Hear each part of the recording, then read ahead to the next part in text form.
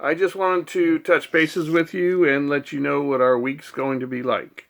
First of all, we're into chapter 14, and it's a divided nation. It seems like it's still going on that same way, doesn't it, sometimes? So we're going to be going through 3 sections this week. Section 1 is the debate over slavery. Section 2 is trouble in Kansas, and Section 3 is political divisions. So we're going to get started with Section 1 today.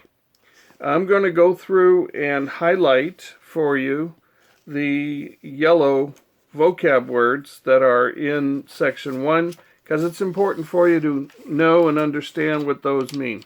So I want to add a little bit more to what we see in the book. First is popular sovereignty, and if you're following along, you can find this on page 438. Popular sovereignty, it says, the idea that political power belongs to the people. Well, in the case of the debate over slavery, that's exactly what some states wanted. They wanted the people of the individual state to determine whether or not slavery should exist in their state. The government, of course, was trying to tell them, and they chose this concept of popular sovereignty. The Wilmot Proviso was a document stating that neither slavery nor involuntary servitude shall ever exist in any part of the territory. Well, do you remember involuntary servitude would be where people would work for nothing for a certain amount of years and then they would be released to go into the population.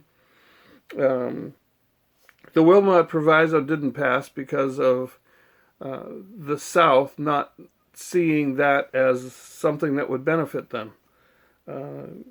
Sectionalism is when the people of certain areas decided that what they were going to agree to would be of benefit to them, and it didn't matter whether it would be of benefit to the whole of the United States. The Free Soil Party was an anti-slavery northern concept that supported the Wilmot Proviso. I'm going to turn the page here and go on to the Compromise of 1850.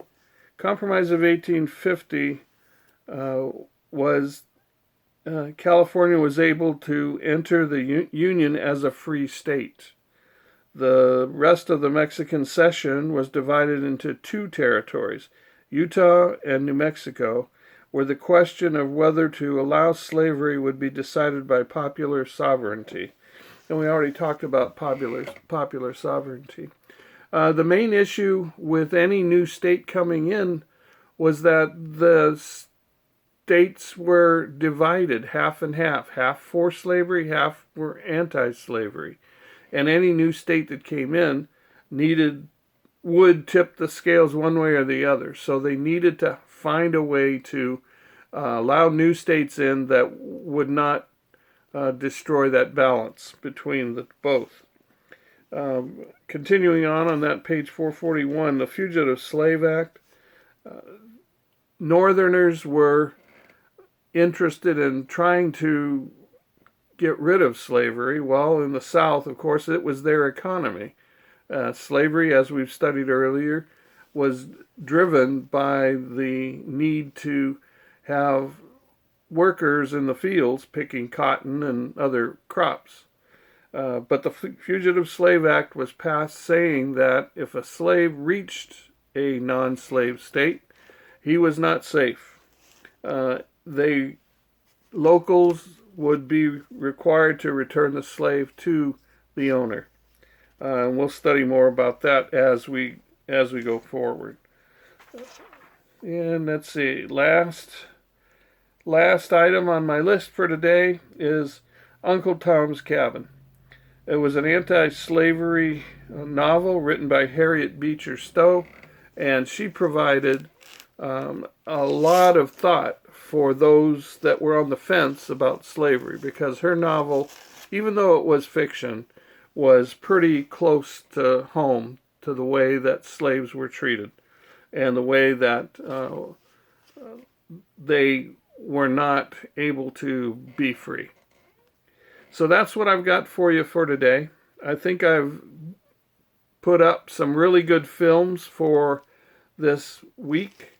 There's one for each of the 3 classes, for the 3 sections. And on Thursday, we're going to continue on with our music appreciation class. It's our last class for this year, and I've put together some really neat videos of some from YouTube on strings and voices, and piano as percussion, and then a full orchestra. So I hope you'll enjoy that too. All right, until the next time I come at you, here's hoping that we're all in this together and that we can all get something out of it. All right? Take care, my friends from 8th grade.